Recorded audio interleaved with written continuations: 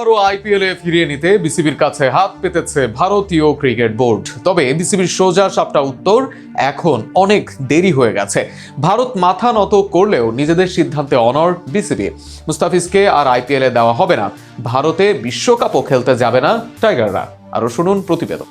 কয়েকদিন আগে ভারত বাংলাদেশকে রাষ্ট্রীয় নিরাপত্তা দিতে চেয়েছিল, আর এবার নাকি ফিসকে আবার আইপিএলে ফিরিয়ে নিতে চাইল ভারতীয় ক্রিকেট বোর্ড। তবে তাতেও মন গলেনি বাংলাদেশের। আইপিএল থেকে হঠাৎ করে মুস্তাফিজকে বাদ দেওয়ার পর বাংলাদেশ ক্রিকেট বোর্ড যে অনড় অবস্থান নেয়, তাতে চাপে পড়ে যায় ভারতীয় ক্রিকেট বোর্ড।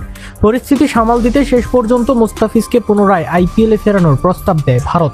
তবে সেই প্রস্তাবের জবাব ছিল এক কথায় না।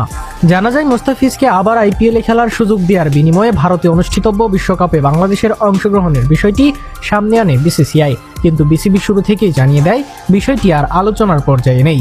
বোর্ড স্পষ্ট করে বলে, কোনো পরিস্থিতিতেই বাংলাদেশ দল ভারতে বিশ্বকাপ খেলতে যাবে না। উল্লেখ্য, আইপিএলের মিনি নিলামে 9 কোটি 20 লাখ রুপিতে মুস্তাফিজকে দলে নেয় কলকাতা নাইট রাইডার্স, কিন্তু পরে বিসিসিআই এর নির্দেশনায় তাকে দল থেকে বাদ দেওয়া হয়।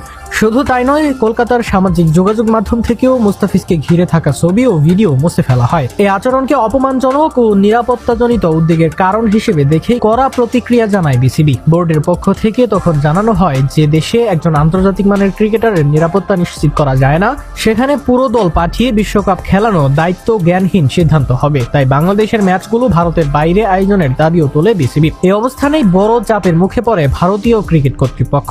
এর মধ্যেই বিসিবির কাছে ফোন করেন বিসিসিআই এর এক ঊর্ধ্বতন কর্মকর্তা। বিসিবি সভাপতি আমিনুল ইসলামের সঙ্গে ফোন আলাপে তিনি জানতে চান, মুস্তাফিজকে আইপিএলে ফেরানো হলে বাংলাদেশ কি বিশ্বকাপে খেলতে যাবে ভারতে?